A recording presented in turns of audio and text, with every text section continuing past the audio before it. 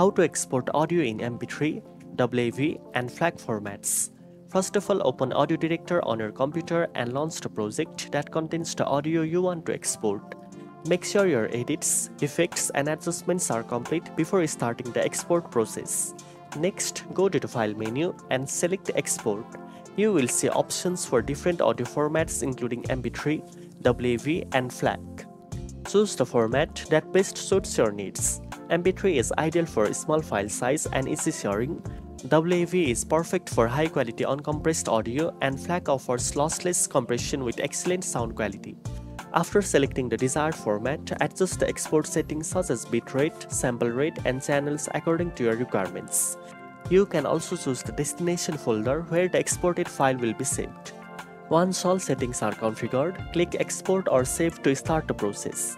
AudioDirector will render your audio in the chosen format and save it to the specified location. Now you know how to export audio in MP3, WAV, and FLAC formats using AudioDirector. If you found this video helpful, don't forget to like, share, and subscribe for more editing tutorials. Thanks for watching, and I'll see you in the next one.